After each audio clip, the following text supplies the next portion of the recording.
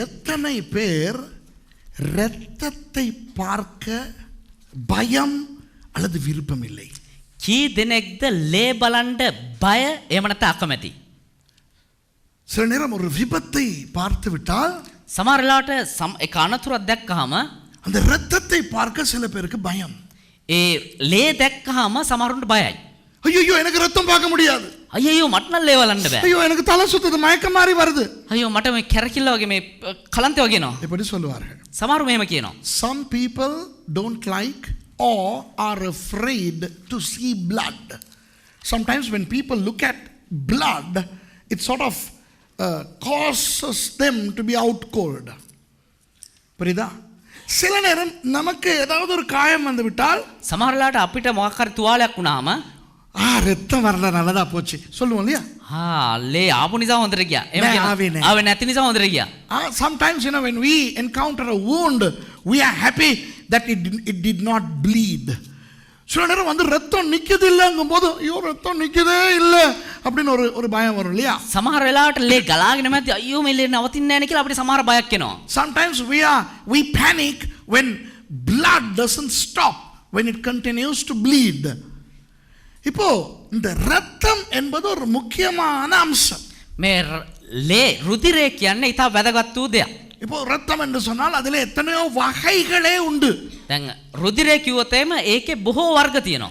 அப்போ அந்த B, B+, B negative, O இப்படி ஏகப்பட்ட வர்க்கங்கள் உண்டு. ඒ කියන්නේ A B A+, B+, A negative, O ඒ වගේ එක එක වර්ග තියෙනවා. There are different categories of blood types.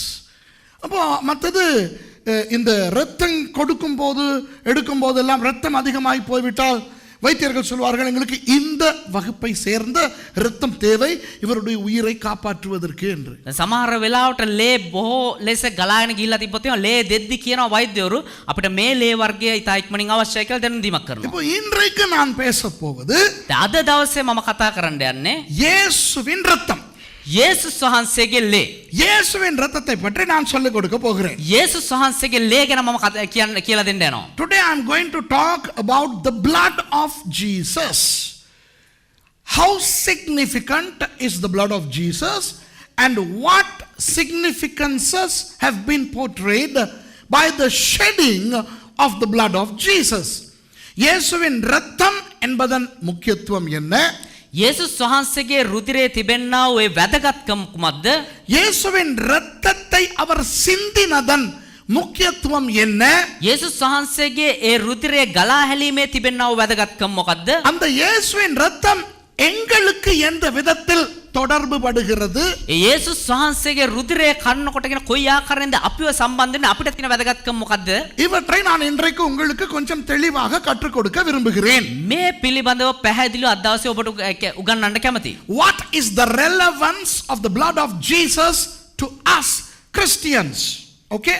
இப்போ இயேசுவின் இரத்தத்தை பற்றி பேச முன்பதாக යේසුස් වහන්සේගේ ලේ ගැන කතා කරන්න කලින් இந்த இரத்தத்தை பற்றின சில பொதுவான விஷயங்களை நான் உங்களுக்கு சொல்லிக் கொடுக்க விரும்புகிறேன். රුධිරය පිළිබඳ තිබෙනා සාමාන්‍ය දැනීමේ වැදගත් දේවල් කියලා දෙන්න කැමතියි. இப்போ வைத்தியத்துறை சொல்லுகிறது, දැන් වෛද්‍ය විද්‍යාව කියනවා ஒரு மனுஷனுடைய உடம்பில் இந்த குறிப்பிட்ட அளவு ரத்தம் இல்லாவிட்டால் அவன் செத்து விடுவான் என்று. එක මනුෂ්‍යගේ ශරීරයේ මේ මෙච්චර ප්‍රමාණයක් රුධිරය තිබුණ නැත්නම් එයා මැරලා යනවා කියලා. You know, medical experts say that if one does not have a certain quantum of blood in his anatomy, in his body, he would die.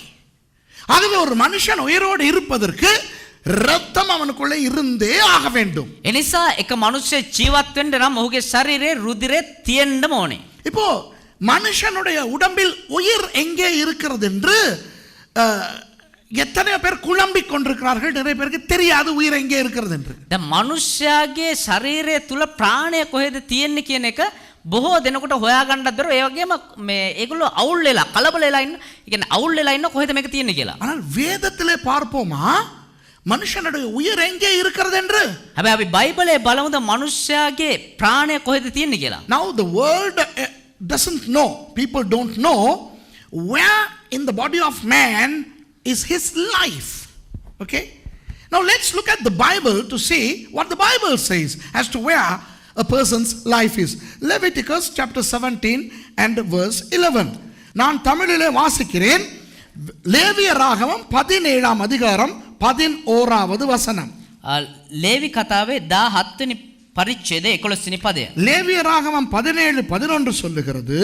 ලේවි කතාවේ 17 වෙනි පරිච්ඡේදයේ 11 වෙනි පදය කියනවා மாம்சத்தின் உயிர் இரத்தத்தில் இருக்கிறது. මක්නිසාද මාංශයේ පණ තිබෙන්නේ ලේය. Read in English that little section. Leviticus 17:11 For the life of the flesh is in the blood. The life of the flesh is in blood. மாம்சத்தின் உயிர் இரத்தத்தில் இருக்கிறது. මාංශයේ ප්‍රාණය තියෙන්නේ රුධිරය තුල. ஆண்டவர் சொல்லிவிட்டால் அதுதான் உண்மை.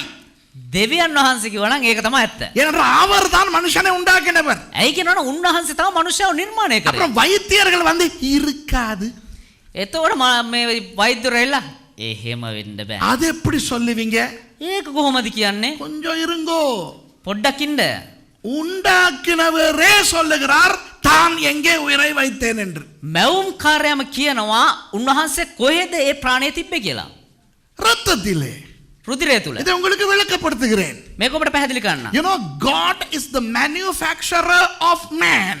So the manufacturer says plainly as a pikestaff that the life of man or flesh is in the blood. So the others don't need to argue, disagree, you know, because the manufacturer has said this is how I have manufactured. ஆண்டவர் மண்ணை எடுத்து ஆதாமை வணைந்தார். දෙවියන් වහන්සේ මේ පස්සරගෙන ආදම්ව මැව්වා. வணைந்து அவனுடைய நாசியில் ஊதினார் அல்லவா? ඒ නිර්මාණය කළා ඔහුගේ නාසයට හුස්ම පිම්බනේ නේද? அந்த நேரத்தில் அவனுடைய உடம்புக்குள் இரத்தம் சிருஷ்டிக்கப்பட்டது. ඒ මොහොතේ ඒ ආදම්ගේ ශරීරය තුල රුධිරය නිර්මාණය වුණා. You know, when God took soil and he made the image of man, you know, he made the man, and then when he blew onto the nostril of that structure, blood was created in him and he became a living soul. வேதம் சொல்லுகிறது, බයිබලයේ කියනවා தேவன் அவனுடைய நாசியில் ஊதினார், ස්වාමීන් වහන්සේ ඔහුගේ නාසයට පිම්බා அவன் ஜீவாத்துமாவானான் என்று. උන්වහන්සේ ඔහු ප්‍රාණයක් බවට පරිවර්තනය වුණා කියලා. அப்போ என்ன நடந்தது? வைத்திய ரீதியில் நான் சொல்லுகிறேன். එහෙමනම් මොනවද උනේ வைத்திய විද්‍යාවනෝ කියන්නම්. தேவன் அந்த ஆதாமனுடைய மூக்கில் ஊதின பொழுது දෙවියන් වහන්සේ ආදම්ගේ නහයට පිඹිද්දී திடீரென அவனுக்குள் ரத்தம் சிருஷ்டிக்கப்பட்டது. එකපාරටම ඔහුගේ ශරීරය තුල රුධිරය නිර්මාණය වුණා. When God blew onto the nostril of that soily structure of a human, blood was created within him. இது நமக்கு தெரியுமோ தெரியாதோ? මේක අපිට දන්නවද නැද්ද? அப்படி உண்டாக்கப்பட்ட ஆதாமுக்கு அது தெரிந்ததோ இல்லையோ? එහෙම නිර්මාණ වුණ ආදම්ටම දන්නවද නැද්ද? இதையெல்லாம் பார்த்து கொண்டிருந்த பிசாசுக்கு தெரிந்தது. මේ හැමදේම බලන් හිටපු යක්ෂයාට මේක දන්නවා. அதனால் தான் நீங்கள் வாசிக்கலாம், ඒක නිසා තමයි ඔබට කියවන්න පුළුවන්. காயின் ஆபேலை கொலை செய்த பிறகு කායින් ආබෙල්ව මැරුවට පස්සේ ஆண்டவர் என்ன சொல்லுகிறார் காயினுக்கு? දෙවියන් වහන්සේ මොනවද කායින්ට කියන්නේ? உன் சகோதரன் எங்கே? ඔබේ සහෝදරයා කොහෙද? அவன் என்ன நான் என் சகோதரனின் காவலாளியோ என்று கேட்டதற்கு, ඒතර එයා කියනවා ඇයි මම මගේ සහෝදරගේ රැකවලාද? அவனுடைய இரத்தம் என்னை நோக்கி கூக்குரல் இடுகிறது என்றார் ஆண்டவர். ඒ වෙලාව කියනවා ඔහුගේ රුධිරය මට මොර ගසනවා කෑ ගහනවා කියලා. When Cain slaughtered Abel, God asks Cain, where is your brother? To which Cain responds, am I my brother's keeper? God says, Abel's blood is crying unto me from the soil. என்ன நடந்தது? මොනවද උනේ? பிசாசு ஆபேல் என்ற அந்த மனிதனுடைய இரத்தத்தை சிந்த காயினை பயன்படுத்தினான். ආබෙල් කියන මනුෂ්‍යයාගේ රුධිරය ගායන්ට හලන්ට කායින් කියන පුද්ගලයා පාවිච්චි කරා යක්ෂයා. The devil caused Cain to shed the blood of Abel, thereby killing. The first death on earth transpired happened by the shedding of blood. இந்த உலகத்தில் முதல் வந்த மரணம் இரத்தம் சிந்துதலினால் வந்தது. மனித மரணம். මේ ලෝකයේ සිදුනා පළමු මිනිස් මරණය නම් ඒක සිද්ධ වුණේ රුධිරය ගලා හැලීම තුලින්. The first human death happened through bloodshed. I mean, isn't that interesting? அது யோசிக்க வேண்டிய ஒரு விஷயமா இல்லையா? யோசித்து பாருங்கள். ඒක හිතන්න ඕනේ කාරණාවක් නෙමෙයිද කියලා හිතලා බලන්න. இப்போ ஆதாமுக்கு ஆண்டவர் நாசியிலே ஊதின பொழுது அவனுக்குள் ரத்தம் சிருஷ்டிக்கப்பட்டது. දැන් ආදාම්ගේ නාසයට දෙවියන් වහන්සේ පිඹිද්දී ඔහුගේ ශරීරයේ රුධිර නිර්මාණය වුණා. அதற்கு பிறகு வந்த எல்லா மனிதரும் பிறந்து வந்தார்கள். ඊට පස්සේ බිහි වුණා හැම මිනිසෙක්ම උපතකින් බිහි වුණා මිනිස්සු. அப்ப அவர்கள் எப்படி உருவாகிறார்கள்? එතකොට ඒගොල්ලෝ කොහොමද නිර්මාණය වෙන්නේ? உங்களுக்கு சொல்லட்டுமா? ඒ කියන්නද? நான் சொல்லுவது, இப்போ எத்தனையோ பேர் இந்த நிகழ்ச்சியை பார்க்கின்றவர்களும் வைத்தியர்கள், படித்தவர்கள், விஞ்ஞானிகள் என்னுடைய நிகழ்ச்சியை பார்க்கிறவர்கள் இருக்கிறார்கள். දැන් මම මේ කියන කාරණාව බලන මේ විද්‍යාඥයෝ, වෛද්‍යවරු, ඒ වගේම උගත් පඬිතුයෝ බලාගෙන ඉන්නවා. இந்த இடத்துல இருப்பவர்கள் மாத்திரமல்ல, මේ ස්ථාන ඉන්න කට්ටිය තරක් නෙමෙයි. எனவே நான் இங்கே இருந்து போய் கதை விட்டு போக முடியாது. ඒ නිසා මෙතන ඉඳලා නිකන් මේ බොරු පච්ච ඇද බලි වෙලා යන්න බෑ. You know, not only you, but there are hundreds of thousands of people who are watching my program through the media. Some of them are doctors, scientists, and they know. And I can't just bluff here and get away with it.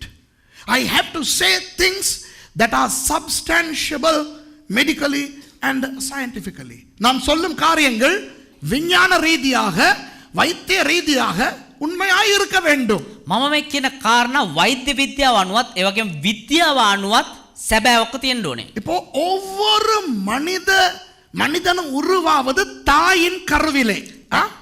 ඕනෙම මිනිස්සෙක් නිර්මාණය වෙන්නේ මව් කුස තුලදී. அப்போ ஆணுடைய அந்த அணுவும் பெண்ணினுடைய அந்த முட்டையும் இணைந்து கரு உருவாகிறது. ඒ කියන්නේ පිරිමියෙක්ගේ ඒ බීජයත් ඒ වගේම ස්ත්‍රියගේ බීජයත් එකතු වීම තුලින් කලලයක් නිර්මාණය වෙනවා. We all know that the sperm of a man and the egg of a woman come together, causing the commencement of what we call a fetus, an embryo. Okay? இப்போ 9.5 மாதங்கள் தாயினுடைய வயிற்றிலே, கருவிலே அந்த குழந்தை வளர்கிறது. දැන් මව් කුස තුල ඒ දරුවා මාස 9 තිස්සේ වර්ධනය වෙනවා. நல்லா கவனிச்சுக்கங்க. தாயினுடைய கருவிலே அந்த குழந்தை வளர்கிறது. මවගේ ගර්භාෂය තුල තමයි ඒ දරුවා නිර්මාණය For වෙන්නේ. 9.5 months the embryo grows within the uterus or the womb of the woman. Okay? அந்த நேரத்திலே ඒ අවස්ථාවේදී அந்த குழந்தைக்கு தேவையான ஆகாரம், காற்று, ஆக்சிஜன், தண்ணீர் அவ்வளவும் தாய் மூலமாக மட்டுமே கிடைக்கிறது, தகப்பன் மூலமாக அல்ல. ඒ කලලට අවශ්‍ය වාතය, ජලය, ආහාර මේ හැම දෙයක්ම මව තුලින් තමයි ඇතුල් වෙන්නේ. එහෙම නැත්නම් පියා තුලින් නෙවෙයි. அந்த தாயின் கருவிலே இருக்கும் அந்த பிள்ளையோடு பிள்ளைக்கு அவையெல்லாம் போவது அந்த குழந்தையினுடைய தொப்புள் மூலமாக, தொப்புள் கொடி மூலமாக. ඒ මවගේ ගර්භාෂය තුල ඒ වර්ධනය වෙන දරුවාට ඒ හැම දෙයක්ම ගමන් කරන්නේ ඔහුගේ තිබෙනා මේ පෙකණි වල තුලින්. ஒரு பயங்கர உண்மையை சொல்லட்டுமா? ඒක භයානක සත්‍යයක් කියන්නද? தாயின் இரத்தம் மூலமாகத்தான் அந்த பிள்ளை 9.5 மாதங்கள் போஷிக்கப்படுகிறது, காப்பாற்றப்படுகிறது, வளர்க்கப்படுகிறது. මවගේ රුධිරය කන්නකොටගෙන තමයි මාස 9 තිස්සේ දරුවා වර්ධනය වෙන්නේ, ආරක්ෂා වෙන්නේ, ඒ වගේම වැඩෙන්නේ. It is an established medical fact that it is through the blood of the mother that the child obtains the necessary oxygen, nutrients and every other element that the child needs to grow. ஆனால் හැබැයි ඒත් அந்த தாயினுடைய இரத்தம் அந்த பிள்ளைக்கு உள்ளே போவதில்லை. ඒ මවගේ රුධිරය ඒ දරුවා තුලට ගමන් කරන්නේ නැහැ. The mother's blood does not go into that embryo at all. Okay? அந்த பிள்ளைக்கு எங்கிருந்து இரத்தம் வருகிறது தெரியுமா? එහෙමනම් ඒ දරුවට කොහේ ඉඳන්ද රුධිරය එන්නේ? அந்த ஆணினுடைய அணு இருக்கிறதே, ඒ පුරුෂයාගේ ශුක්‍රාණුව තියෙනවා නේද? அந்த அணு பெண்ணின் முட்டையோடு மோதும் பொழுது ඒ ශුක්‍රාණුව කාන්තාවගේ බීජය සමග එකතු වෙද්දී அந்த இடத்திலே அந்த ஆணின் அணுவின் மூலமாய்த்தான் இரத்தம் உருவாகிறது. ඒ පුරුෂයාගේ ශුක්‍රාණුව කන්නකොටගෙන තමයි රුධිරය නිර්මාණය වෙන්නේ. When the sperm joins with the egg, it is through the sperm that the blood of that child comes. அதில் ஒரு பயங்கர ஒரு இன்னொரு ரகசியத்தை நான் சொல்லவா? ඒකේ තිබෙනව තව භයානක වූ සත්‍යයක් කියලා දෙන්නද? அந்த ஆணினுடைய அணு மின் விளக்கு அந்த சுவிட்சை போடுவது போன்ற ஒரு வேலையைத்தான் செய்கிறதே ஒழிய மின்சாரம் அந்த நேரத்தில் உருவாக்கப்படுகிறது. ඒ පුරුෂයාගේ ශුක්‍රාණුව ඇවිල්ලා අපි මේ ස්විච් එකක් දානවා වගේ ඔන් කරාන් පස්සේ විදුලිය ගමන් කරනවා වගේ දෙයක් තමයි එතනදී සිද්ධ වෙන්නේ. அந்த நேரத்திலே இரத்தம் உருவாகிறது. ඒ මොහොතේම ඒ රුධිරය නිර්මාණය වෙන්න පටන් The ගන්නවා. sperm triggers the commencement of blood and the blood is created. And we know that every child's blood is created by God independently and individually. ஒவ்வொரு குழந்தையினுடைய இரத்தமும் தனித்தனியாக கர்த்தரால் சிருஷ்டிக்கப்படுகின்றது. හැම ලදුරෙක්ම රුධිරය දෙවියන් වහන්සේ පෞද්ගලිකව තනි තනියෙන් නිර්මාණය කරන්නේ. அதனால் ඒ නිසා அப்பாவனுடைய இரத்தம் சொல்லுவோமே பி நெகட்டிவ் என்று, සමහරලාට පියාගේ රුධිරය B නෙගටිව් කියලා කියනවා. அம்மாவினுடைய இரத்தம் ஓ பாசிட்டிவ் என்று, මවගේ රුධිරය O පොසිටිව් කියලා කියනවා. பிள்ளைக்கு ஏ ரக ரத்தம் வரலாம். හැබැයි දරුවට ඒ රුධිරය ඇවිල්ලා තියෙන්නේ. பாருங்கள் எவ்வளவு பெரிய அதிசயம் இது. බලන්න මේක කොච්චර පුදුම දෙයක්ද So the කියලා. father could be a B negative guy and the mother could be O positive and the child could end up having an A positive blood.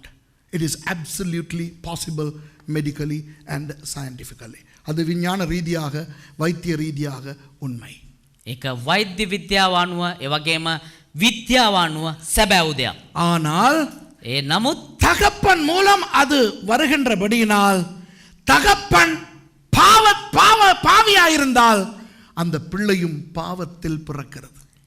ඒ නමුත් පියා කන්නකොටගෙන මේ රුධිරය නිර්මාණය වෙන නිසා පියා පෞකාරයක සිටපු නිසා ඒ දරුවා පාපයෙන් යුක්තව ඉපදින්නේ. ஆதாம் முதல் மனிதன், ආදම් තමයි පළමු මිනිසා. அவன் பாவம் செய்தபடினால் ඔහු පාපය කළ නිසා அவன் மூலம் வந்த அவ்வளவு பேருக்குள்ளும் பாவம் இரத்தம் மூலமாக வந்து விட்டது. ඔහු කන්නකොටගෙන පැමිණව හැම කෙනෙක් තුලම පාපයේ රුධිරය ඇතුල් වෙලා තියෙනවා. அப்போ உலகத்தில் பிறக்கிற எல்லாருக்குள்ளும் ஆதாமுடைய மகன், அவனுடைய மகன், மகன் மகன் மகன் மகன் மகன் மகன் என்று நம்முடைய அப்பா வரை அந்த இரத்தம் பாவத்தால் நிறைந்திருக்கிறது. ஓகேயா?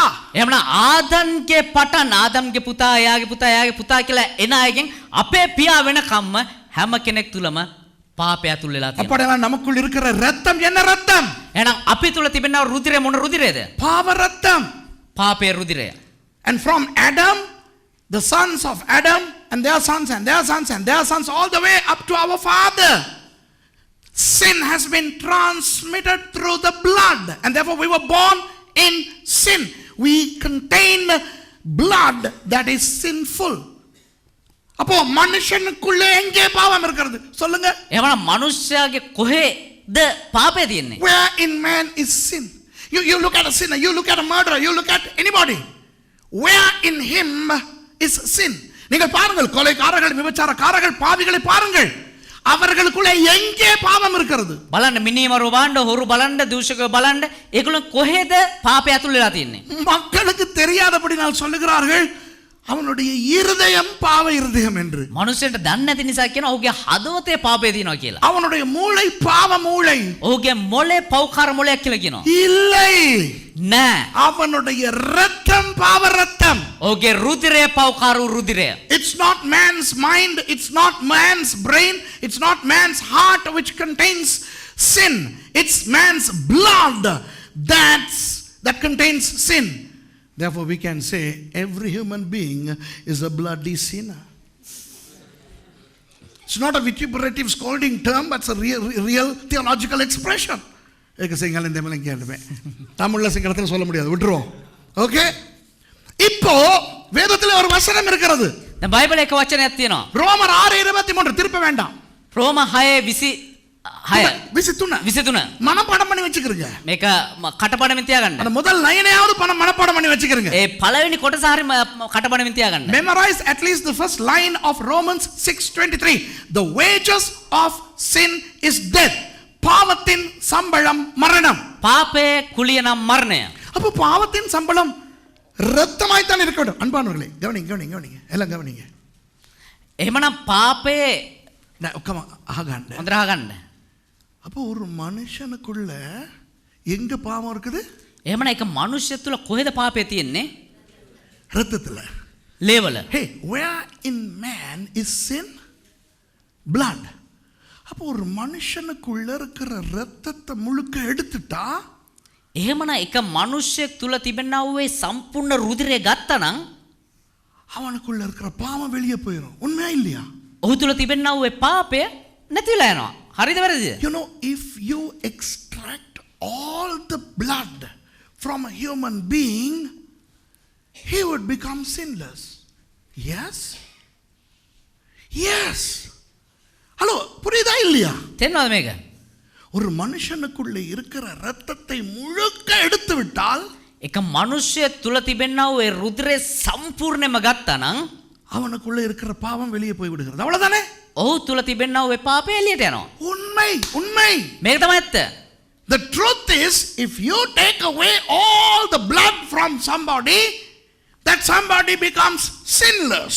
Because if sin dwells in the blood, and if blood gets out, there is no sin in that person.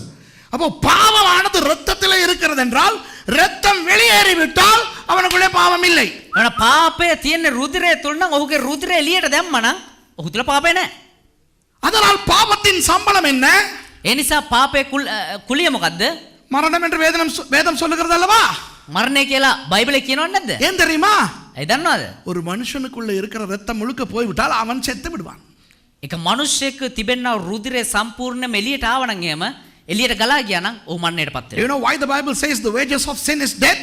Because if you remove the entire quantum of blood from that human, the human dies. So the wages of sin is death. Explanatively, by extraction of every drop of blood. பாவத்தின் சம்பளம் எப்படி மரணம் தெரியுமா? පාපයේ කුලිය කොහොමද මරණය කියලා දන්නවද? இரத்தம் முழுக்க வெளியே போய் விடுகிறது அல்லவா? මේ රුධිරය සම්පූර්ණයෙන්ම එළියට එන එක නෙමෙයිද? ஆகவே மரணம். එතකොට මරණය. இப்போ நான் அடிக்கடி சொல்லுகின்றேன், இப்பொழுதும் சொல்லுகிறேன். නිරන්තරයෙන් මම කියනවා දැනුත් කියන්නම්. கிரேக்க மொழியிலே மரணத்தை குறிக்கும் ரெண்டு சொற்கள் இருக்கின்றன.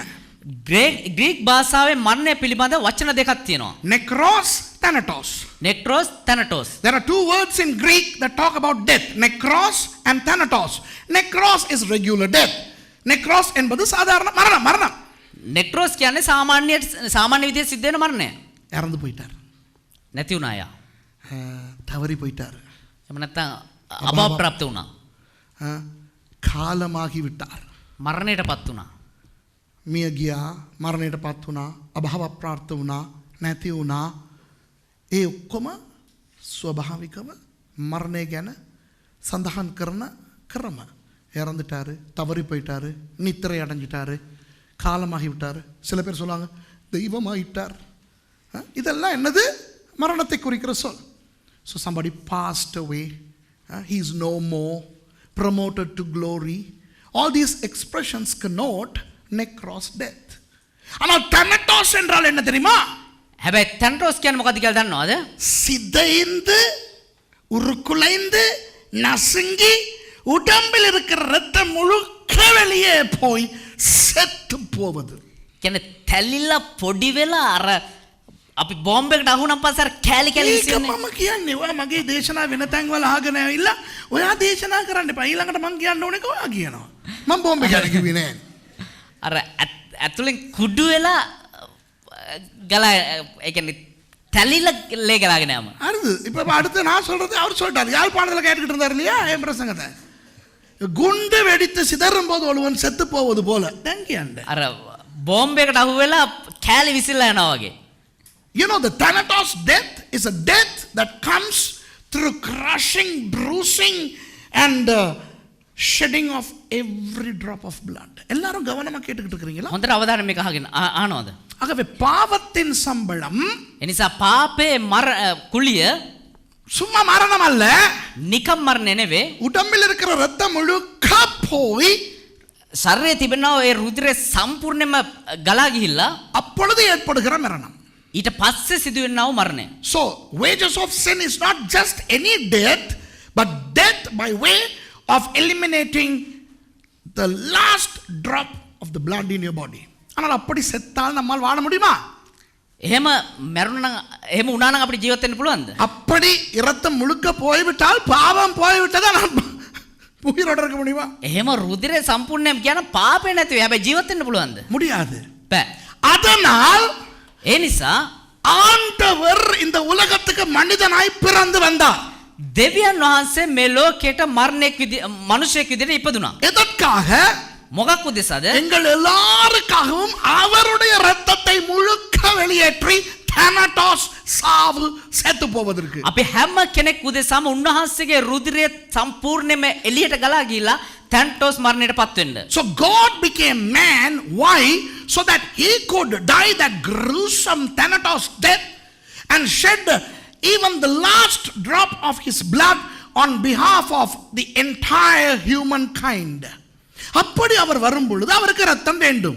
එහෙම එද්දී ඔහුට ඒ කියන්නේ එහෙම එද්දී මේ ලෝකෙට ඔහුට රුධිරය අවශ්‍ය උන්වහන්සේට.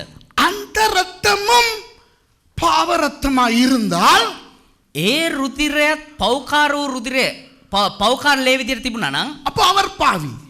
එතකොට උන්වහන්සේත් පෞකාරයි. அப்பொழுது அவர் அந்த ரத்தத்தை சிந்தினால் එතකොට ඒ රුධිරය ගලා හැලුවා නම් அவருக்கு மாத்திரம்தான் அந்த அந்த இரத்தத்தை வெளியேற்றுவதன் மூலம் வருகிற பாவ விமோசனம் கிடைக்கும்.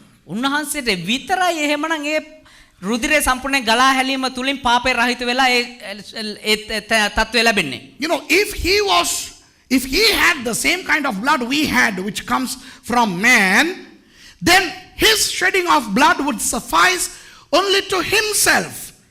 அப்போ அவர் மற்றவர்களுக்காக அதை செலுத்த முடியாது. එතකොට එහෙමනම් උන්වහන්සේට ඒක අනිත් අය උදෙසා කරන්න බෑ. அதனால் அவர் பிறக்கும் பொழுது அப்பா இல்லாமல் பிறந்தார். ඒ නිසා උන්වහන්සේ ඉපදෙද්දී පාපේ රහිතව නෑ තාත්තා. පියෙක් නැතුව ඉපදුනා. So he was born without a father. Why? In the absence of sperm related fertilization, there won't be a sperm related blood. ஆணின் அணு சம்பந்தம் இல்லாமல் அவர் கருவுற்றபடியினால், அவர் கருவாய் வந்தபடியினால் அவருடைய இரத்தத்தில் பாவம் இல்லை.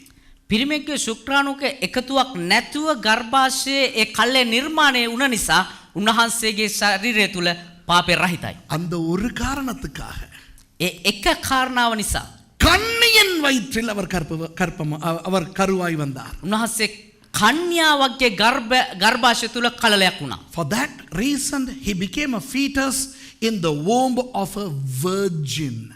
ஆகவே இயேசுவின் உடம்பில் இருக்கிற இரத்தம், එනිසා යේසුස් ක්‍රිස්තුස් වහන්සේගේ ශරීරය තුල තිබෙන රුධිරය ஆண்டவர் எப்படி ஆதாமின் மூக்குக்கு ஃபு என்று ஊதும் பொழுது அவனுக்குள் இரத்தம் உருவானதோ, අර ආදම්ගේ ශරීරයට දෙවියන් වහන්සේ ෆු කියලා පිම්බම් පස්සේ කොහොමද රුධිරය නිර්මාණය වුනේ? அதுபோல இயேசு மரியாளின் வயிற்றிலே உருவான பொழுது பரிசுத்த ஆவியானவர் ஃபு என்று ஊதும் பொழுது அவருக்குள் இரத்தம் சிருஷ்டிக்கப்பட்டது. යේසුස් ක්‍රිස්තුස් වහන්සේ මිනිස්සෙක් විදිහට කල්ලේ නිර්මාණය වෙද්දී සුද්ධාත්මයන් වහන්සේ ෆු කියලා පිඹිද්දී උන්වහන්සේගේ ශරීරය තුල රුධිරය නිර්මාණය වුණා. இதைத்தான் வேதம் சொல்லுகிறது.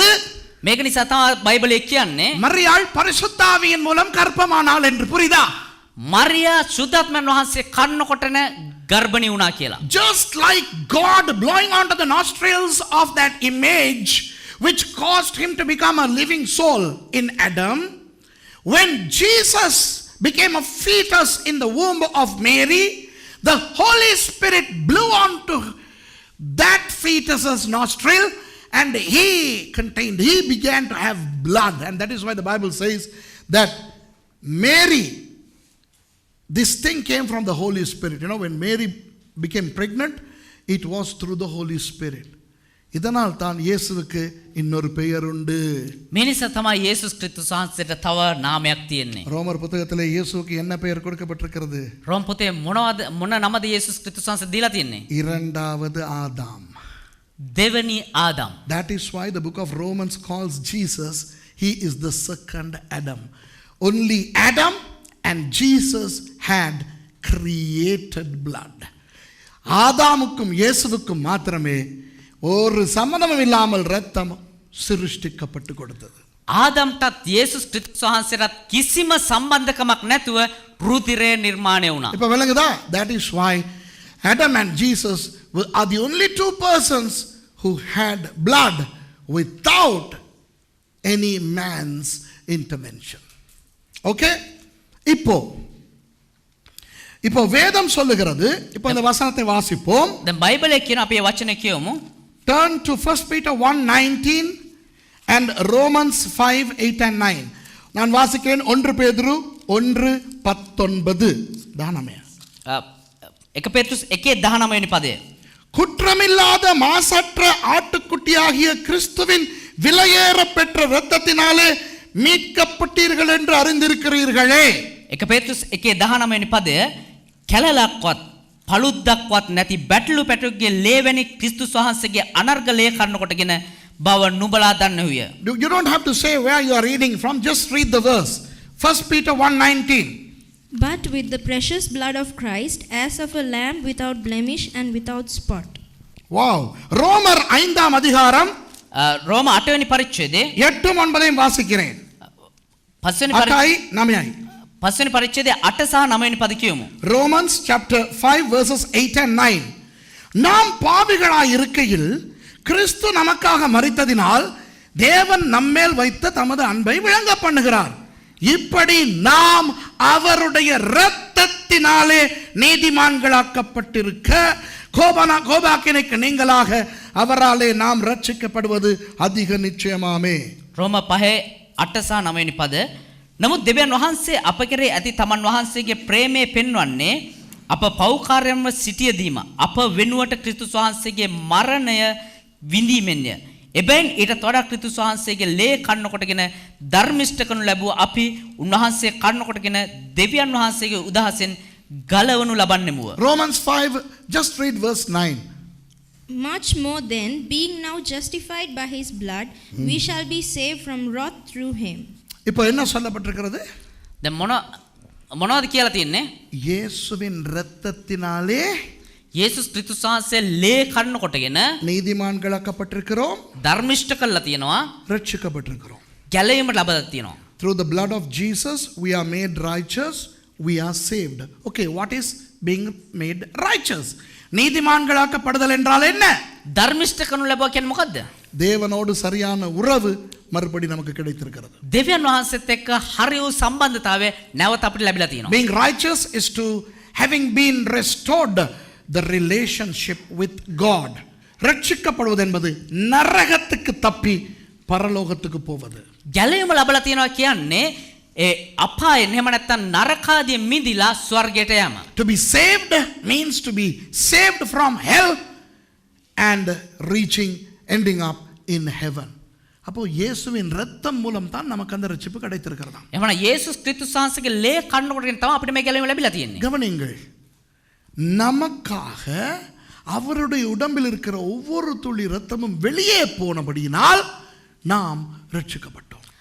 අපි නිසා උන්වහන්සේගේ ශරීරයේ රුධිරය සම්පූර්ණයෙන්ම එළියට ගලා හැලූ නිසා අපි ගැලවීම ලැබලා තියෙනවා. So because of us, Jesus' blood was shed and we received salvation.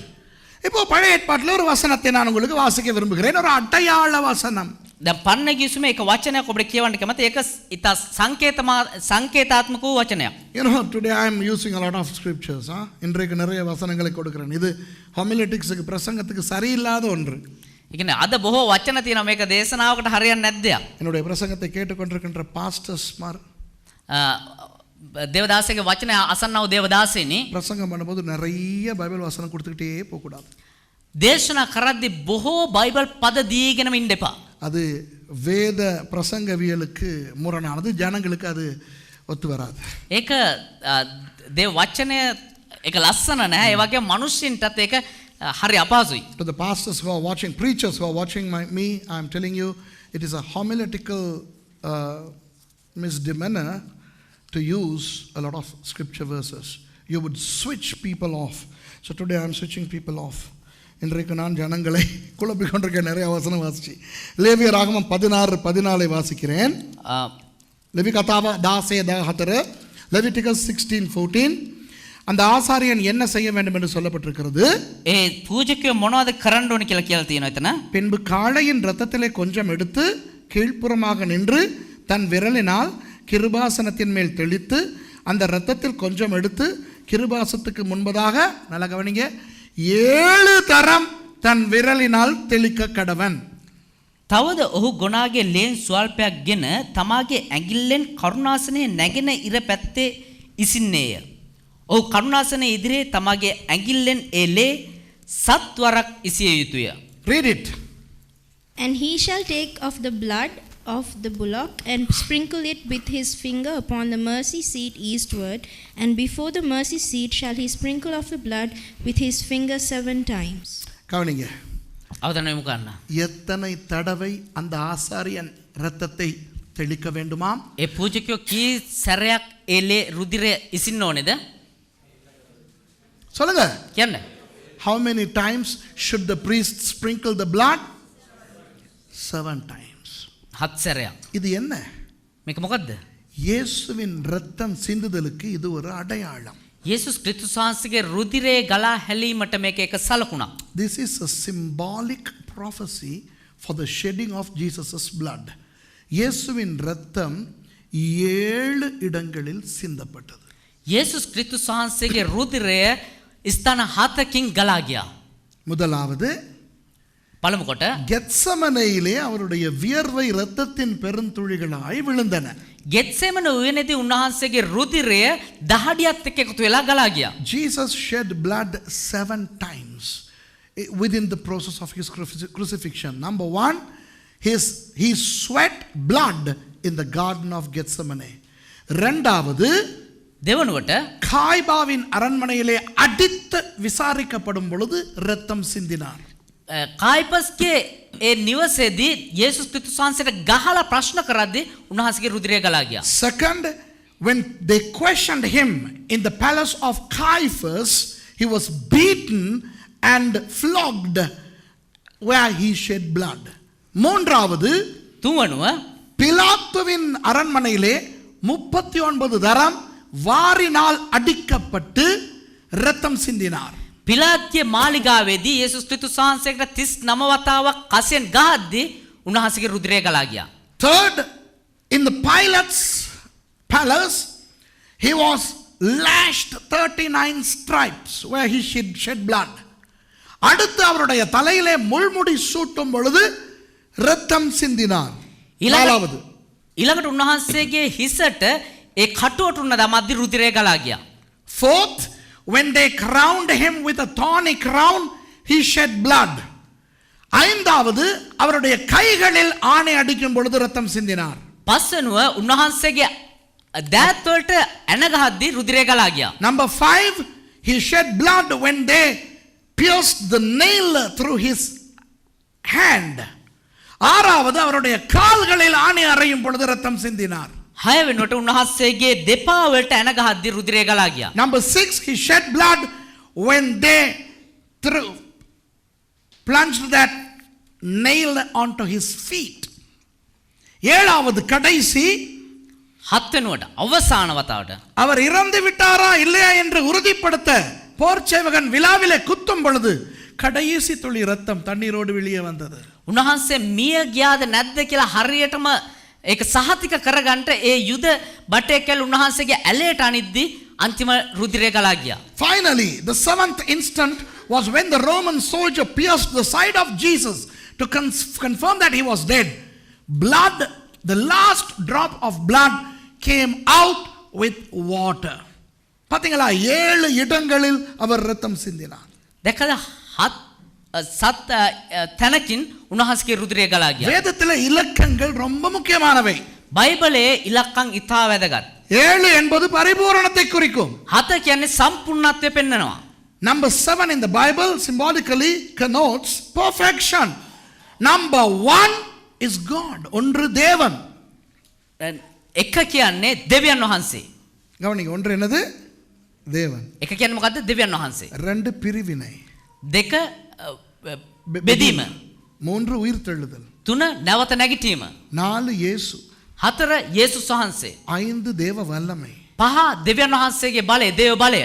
6 மனிதன். 6 මනුෂ්‍යයා. 7 பரிபூரணம். 7 සම්පූර්ණත්වය. Number 1 is God, number 2 is separation, number 3 is resurrection, number 4 is Jesus, number 5 is the power of God, number 6 is man, and number 7 is perfection. ஆகவே இந்த 7 தடவை அவர் ரத்தம் சிந்தினாரே, එනිසා ඒ 7 සැරයක් උන්වහන්සේ රුධිරය හැලු නිසා பரிபூரண ரத்தம் சிந்துதல். ඒ සම්පූර්ණ රුධිරය හැලීමක් සිද්ධ වුණා. So by shedding his blood in 7 places, it was a complete shedding of his blood. அதிலே அவர் முதலாவது ரத்தம் சிந்தினாரே கெத்செமனேயிலே, ඒනුත් උන්වහන්සේ පළමු වතාවට රුධිරය හැලුවනේ අර ගෙත්සෙමනුවේනේ. ஒன்று எதை குறிக்கிறது? ஒன்று எதை குறிக்கிறது? එක මොකද්ද පෙන්වන්නේ? தேவன். දෙවියන් වහන්සේ. ஓகே, நான் விளக்கப்படுத்துகிறேன். ඒක පැහැදිලி කරන්න. அந்த ஒன்றை வேறுபடுத்தி விடுவோம். ඒක ඒක තියාගමු එහෙම. Number 1 denotes God. And Jesus shed his blood in the garden of Gethsemane. Let's talk about it later. அந்த ஒன்று போனால் இன்னும் எத்தனை தடவை இயேசு ரத்தம் சிந்தினார்? ඒ එක අතහැරියන් පස්සේ තව කී වතාවක් උන්වහන්සේ රුධිරය ගලා හැලියද? 6. 6 වතාවක්. 6 என்றால் யார்? எதை குறிக்கும்? 6 කියන එක මොකද්ද පෙන්වන්නේ? மனிதன். මනුෂ්‍යයා. So if you segregate 1, there are 6 left. There are 6 instances when Jesus bled. So that 6 connotes man, and therefore we can say something like this. The first shedding of blood was shed on behalf of God, and the remaining 6 were on behalf of man. அவர் முதலாவது கெத்செமனேயிலே ரத்தம் சிந்தினாரே, උන්වහන්සේ පළමු කොට ඒ ගෙත්සෙමනුවනේ රුධිරය ගලා හැලියනේ. அது தேவனுக்காக. ඒක දෙවියන් වහන්සේ උදෙසා. மற்ற 6 ரத்தம் சிந்துதலும் மனிதனுக்காக. ඒ අනිත් 6 අවස්ථාවෙම රුධිරය ගලාගේ මනුෂ්‍යයා උදෙසා. எப்படி பாஸ்டர் சுரேஷ் நீங்க சொல்லுவீங்க அந்த ஒன்றையும் இந்த 6ஐயும் வேறுபடுத்தி? කොහොමද පාසුරේෂ්වා මේ අර එකයි මේ 6 වෙන් කළා කියන්නේ? How can you separate that first instant of bleeding and the remaining 6 instants of bleeding? I'll explain. விளக்கப்படுத்துறேன். ඒක විස්තර කරලා දෙන්න. இரண்டாவதிலிருந்து 7வது வரையான அந்த 6 தடவையும் ඒ දෙකේ ඉඳලා 7 වෙනකන් ඒ 6 වතාවෙම அவருடைய ரத்தம் சிந்தப்பட்டது வெளியாலே அடித்தபடியினாலோ குத்தினபடியினாலோ வெளி உடம்புக்கு வெளியாலே ஏற்பட்ட பாதிப்பினால் ரத்தம் வெளியே வந்தது. ඒ අනිත් 6 වතාවෙම උන්වහන්සේගේ රුධිරය එළියට ගලා ගියේ යම් කෙනෙක් එහෙම නැත්නම් බාහිර බලපෑමක් නිසා. 2லிருந்து 7 வரையான அந்த 6 அம்சங்களில் இயேசுவானவர் ரத்தம் சிந்தும் பொழுது කියවන්න 2 සිට 7 දක්වා. 2 සිට 7 දක්වා උන්වහන්සේ රුධිරය හැලෙද්දී பாருங்கள், காய்பாவின் அரண்மனையிலே அடித்தார்கள், ரத்தம் வந்தது. කායිපස්ගේ මාලිගාවේදී ගහලා රුධිරය හැලුණා. 2 to 7. Okay, second to the 7th instance, Jesus bled because of external beatings or piercings. Okay, number 2, Caiaphas' palace, he was beaten, so he bled. காய்பாவின் அரண்மனையிலே அடித்தார்கள், ரத்தம் வந்தது. කායිපස්ගේ මාලිගාවේදී ගැහුවා, ඒ නිසා රුධිරය ගැලුවා. பிலாத்துவின் அரண்மனையிலே 39 தரம் அடித்தார்கள், ரத்தம் வந்தது. පිලාත්ගේ මාලිගාවේ 39 වතාවක් කසෙන් තැළුවා, ඒ නිසා රුධිරය ආවා. In Pilate's palace, they lashed him 39 stripes, he bled. அடுத்தது அவருடைய தலையிலே முள்முடி சூட்டினார்கள், அதன் மூலம் முள் குத்தி ரத்தம் வந்தது. ඊළඟට උන්වහන්සේගේ හිසට අර කටුවටුන්න දැම්ම, ඒ මුල් ඒ කටු වැනිලා රුධිරය ආවා. Then he was crowned with a thorny crown, so he bled. அடுத்தது அவருடைய கைகளில் ஆணி அறைந்தார்கள், ரத்தம் வந்தது. ඊළඟට උන්වහන්සේගේ අත්වලට ඇන ගැහුවා, එතකොට රුධිරය ආවා. Then his hands were nailed, so he bled. Followed by his feet being nailed and he bled. அடுத்தது அவருடைய கால்களுக்கு ஆணி அறைந்தார்கள், ரத்தம் வந்தது. ඊළඟට උන්වහන්සේ කකුල් වලට ඇන ගැහුවා, ඒ නිසා රුධිරය ගලාවා. கடைசி இவன் ஈட்டியில் குத்தினான், ரத்தம் வந்தது. අවසානට ඒ මේ හෙල්ලෙන් ඇන්න, එතකොට රුධිරය ගලනවා. Finally the soldier pierced him with a spear and he bled. ஆனால் முதலாவது හැබැයි පළමු වතාවේදී அவருடைய உடம்பில் எதுவுமே படாமல் උන්වහන්සේගේ ශරීරයේ කිසිම දෙයක් මේ වදින්න නැතුව அவரை அடிக்கவில்லை, උන්වහන්සේට ගැහුවේ නැහැ, திட்டவில்லை, මේ තැළුවේ නැහැ, பன்னினே, දැන්නේ නැහැ. இன்னும் அவரை கைதே பண்ணவில்லை, கைதே பண்ணவில்லை இன்னும். උන්වහන්සේ අත්අඩංගුවටම ගත්තේ නැහැ තාම. ஆனால் ரத்தம் வியர்வையாக வெளியே வந்து கொட்டியது. එනමුත් උන්වහන්සේගේ රුධිරයේ දහඩිය සමග එළියට ගලා යමින් තිබුණා. லூக்கா 22:44 சொல்லுகிறது, ලූක් 22 44 44 වෙනි පදයේ කියනවා அவருடைய வியர்வை இரத்தத்தின் பெருந்துளிகளாய் விழுந்தன.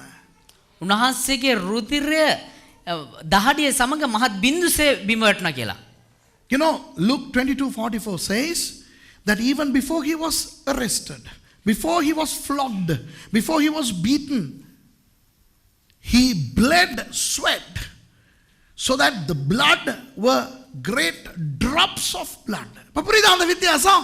තේරෙනවද ඔබට ඒ වෙනස? அப்போ அவர் ஒன்றுமே அவருடைய உடம்பில் படாமல் ரத்தம் சிந்தினது ஆண்டவருக்காக. ඒ කියන්නේ උන්වහන්සේගේ ශරීරයේ කිසිම දෙයක් වැදින්න නැතුව උන්වහන්සේ රුධිරය හැලුවේ කවුළු වෙනුවෙන්ද? දෙවියන් වහන්සේ දෙසා. දෙවියන් වහන්සේ නිසා. மற்றது மனுஷனுக்காக, மற்ற ஆறும். අනිත් හයම මනුෂ්‍යව උදෙසා. So the first bleeding transpired on behalf of God and the remaining transpired on behalf of man. இப்ப விளக்கப்படுத்துறேன் கேளுங்க. දැන් පැහැදිලි කරන්න අහගන්න. ஏசாயா புத்தகத்துல 53:5 வாசிக்க வேண்டாம்.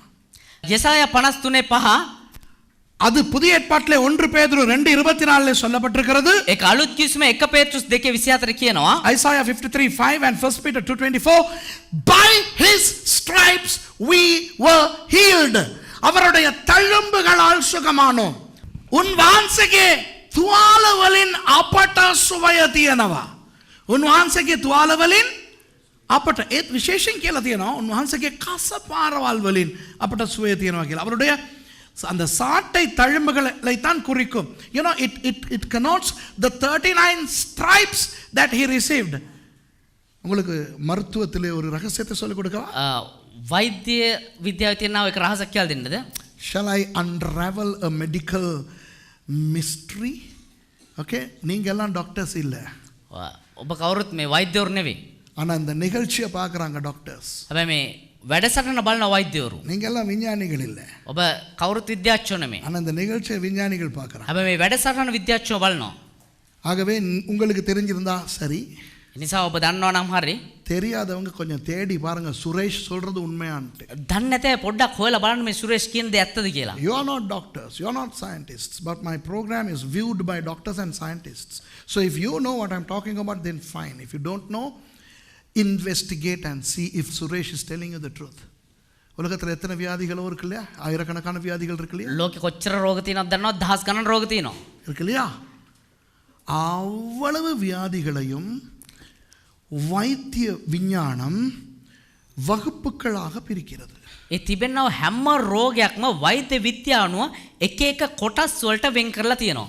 You know, there are millions of illnesses and ailments in the world, okay? Sicknesses. But they are all classified into family groups. Certain diseases belong to certain families. அப்படி உலகத்தில் உள்ள அவ்வளவு வியாதிகளும் எத்தனை வகுப்புகளில் இருக்கிறது தெரியுமா? එච්චර ඒ ලෝකේ තියෙන හැම රෝගයක්ම කොච්චර කොයි කොටස් කීයකද වර්ගීකරණය කරලා තියෙනවද දන්නවද? 39. 39කට. Every ailment in the world has been classified into 39 groups of ailments. என்ற தெய்வமே, பாரு எங்களோட ஜனங்க பார்த்துக்கிட்டு இருக்கிற விதத்தை சொல்லு. බලන්න අපේ මිනිස්සු බලන් ඉන්න විදිය. ஒண்ணு இவங்களுக்கு இதெல்லாம் தெரியும். එකක් මේ කියපු දේ දන්නවා ඔයගොල්ලෝ. ஒண்ணு இவங்களுக்கு தெரியும். இது தெரிஞ்சது தானே இவன் சொல்றான். අයියෝ මේක දැනගත්ත කියලා මොකද්ද? இல்லையோ நம்பல இருக்காது, இவன் போய் விடுறான். එහෙම නැත්තම් මේ කියන එක විශ්වාස කරන්නේ මෙයා බුරු කියන්නේ. அதுவும் இல்லனா ඒකත් නැත්තම් இனி என்ன? ඉතින් ආයෙ මොනවද? இவ்வளவு காலம் தெரியாது. මෙච්චර කාලයක් දන්නේ නැහැ. தெரிஞ்சுக்கிட்டு என்ன பண்ண போறோம்? දැනගෙන ආයෙ මොනව කරන්නද යන්නේ අපි? இதே இது நான் அமெரிக்கால சொல்லியிருக்கணும். මේක ඇමරිකාවේ කියලා තියෙන්න ඕනේ. கத்துவானுங்க. Praise God. You know, if I say something like that, see how our people react, you know. I mean, I'm unraveling a medical mystery which is not known by every common person. Even many doctors don't know this. Do you know that? நிறைய டாக்டர்மாருக்கு இந்த கதை தெரியாது. මේ කතාව බොහෝ වෛද්‍යවරුන් පවා සමහරලාට දන්නේ නැහැ. இது ரொம்ப மேல உள்ள டாக்டர்ஸ்க்கு தான் தெரியும். මේක වෛද්‍ය විද්‍යාව ඉතා ඉහළින් ඉන්නව කට්ටිය තමයි So දන්නේ. either our people know this already or they don't give a damn about this, right? I mean, look at them. They're like duds, dumb duds. இருக்கிற மாதிரியே பாருங்களே. ஹலோ, இன்னும் இதே வள உலகத்தில் உள்ள அவ்வளவு வியாதிகளும் 39 குழுக்களில் இருக்கிறது. இயேசு 39 தழும்புகளை வாங்கினார், அவருடைய தழும்புகளால் குணமானோம் என்று வேதம் சொல்லுகிறது. இப்ப தட்டுறான். අසපාරකෙන් බලනවා තේරුනේ. ஆ? අසපාරකෙන් කියවම තමයි තේරුනේ. ඕ, ඒ කියන්නේ ලෝකේ තියෙන හැම රෝගයක්ම කොටස් වලට බෙදලා තියෙනවා වෛද්‍ය විද්‍යාව. එහෙම විද්‍යානුකූලව බෙදා තිබෙන ඒ රෝගයන් කොටස් 39කට වෙන් කරලා තියෙනවා. යේසුස් වහන්සේ කසපාරවල් 39ක් දරාගත්තා. බයිබලයේ කියනවා උන්වහන්සේගේ කසපාරවල් වලින් සුවය තියෙනවා කියලා. ඒ කියන්නේ මොකද්ද තේරුම? උඹට තියෙන හැම රෝගයකටම ඒ කසපාරවල් උන්වහන්සේ ගත්තා සුවය දෙන්න කියලා. நமக்கு இருக்கிற அவ்வளவு வியாதிகளுக்கும் அவர் தழும்புகளை பெற்றுக்கொண்டார் சுகத்தை கொடுப்பதற்கு.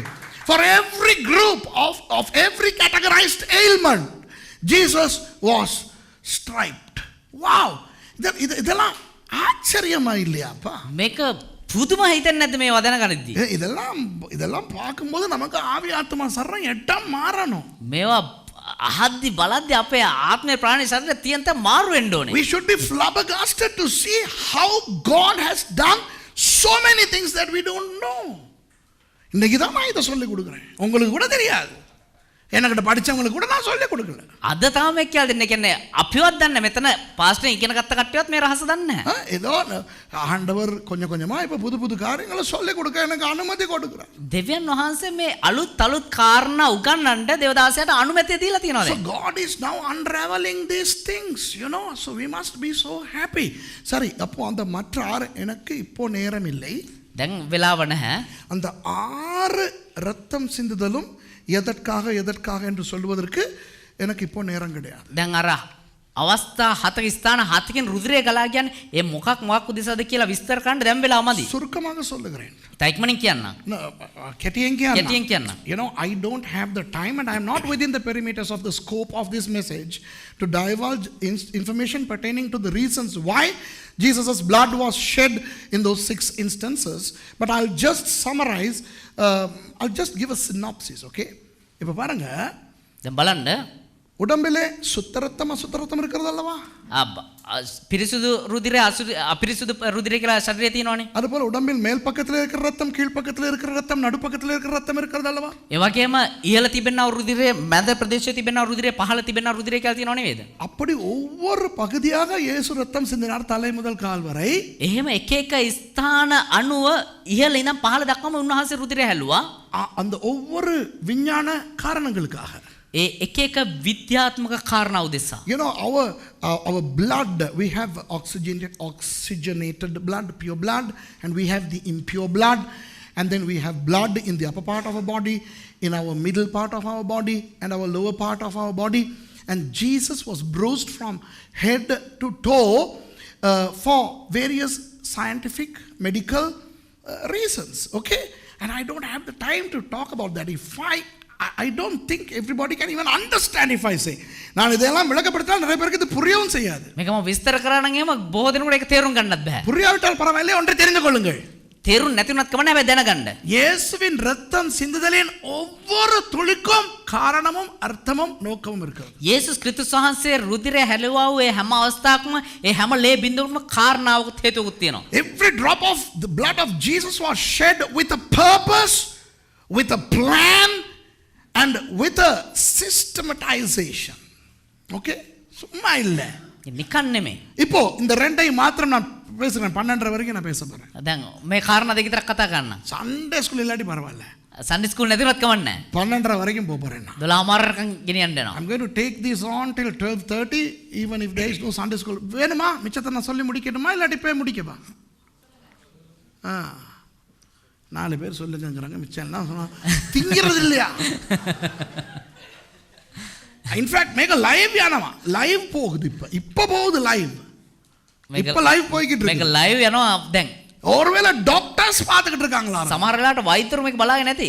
அப்ப சுரேஷ் பொய் அடிக்க முடியாது. ඒක නිසා පාසුරේෂ් මේ බොරු කියන්න බෑ. ஏன்னா சில நேரம் நினைக்கலாம் ඒ කියන්නේ සමහර අය හිතන්න පුළුවන්. இல்ல இவன் கொஞ்சம் கையில கால்ல போட்டு சொல்றானா இருக்கும். මෙයා නිකන් අතින් පයින් දාලා දැන් කියනවා ඇති. இப்படி எல்லாம் இருக்காது. එහෙම නෑ. Sometimes people can think Suresh is exaggerating a bit, I mean, not everything he says is substantiable. For your information, this is live streamed right now. Perhaps some doctors, scientists are watching from somewhere in the world. And Suresh cannot get away with everything that he says. If he fabricates things, he can't get away. Suresh නිකන් ගොතලා අර මිනිස්සුන්ව පිනවන්න කියලා shape වෙලා යන්න බෑ. උරුවාකි මනිදංගල් මේ සන්තෝෂපට්ටේ සුම්මා සොල්ලි ෂේපාකි පොගේලාද? அது கவனிங்க. අවධානය යොමු කරන්න. இப்போ இயேசு ஏன் கெத்சமனையிலே கைதாக தீர்மானிக்கிறார்? ඇයි දැන් යේසුස් ක්‍රිස්තුස් වහන්සේ ගෙත්සෙමන උයනේදී අත්අඩංගුවට පත් වෙන්න තීරණය කරන්නේ? காட் என்றால் ஆலை, எம்பரும் ஹல. ගාට් කියන්නේ ඇඹරුම් හල. ஷெமெம் என்றால் ஒலிவம்.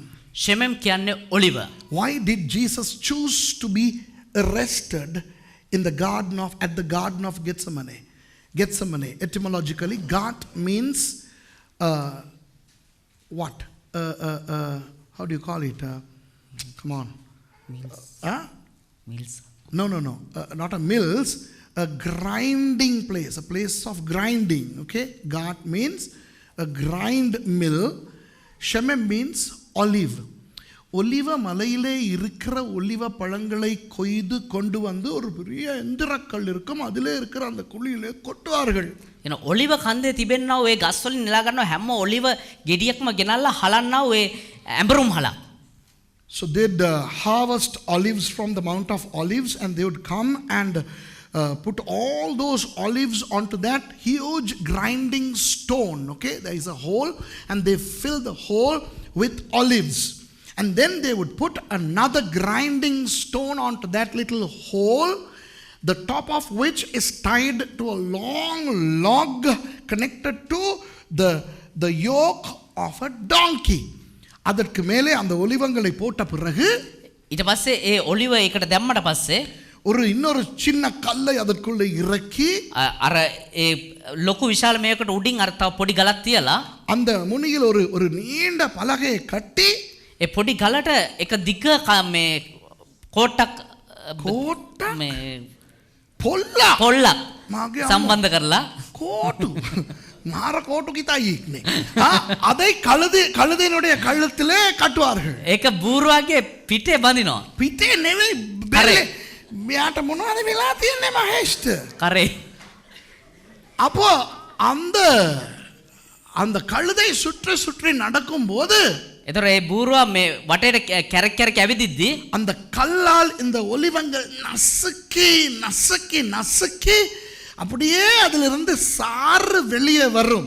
අර පොඩි ගලෙන් ඒ මේ ඔලිව ඇඹරලා තැලිලා ඒකෙන් එළියට එනවා ඒකේ යුෂ. அதுதான் ஒலிவ எண்ணெய். ඒක තමයි ඔලිව් තෙල් කියන්නේ. And when the donkey walks around this huge millstone, the olives are crushed to the brim where it eliminates juice, which turns out to be olive oil. வேதத்தில் நீங்கள் எங்கே பழைய ஏற்பாட்டில் புதிய ஏற்பாட்டில் எங்கே வாசித்தாலும் எண்ணெய் என்று வாசித்தால் அது ஒலிவ எண்ணெய். බයිබලයේ ඔබ කොහේ කියවත් අලුත් ගිවිසුමේ හරි පරණ ගිවිසුමේ හරි කොහේ බැලුවත් තෙල් කියලා තියෙනවා නම් ඒක ඔලිව් තෙල්. விளக்கு பத்த வைப்பதற்கு அந்த எண்ணெயை தான் பயன்படுத்தினார்கள். පහන් පත්තු කරන්න පාවිච්චි කරා ඔලිව් තෙල්.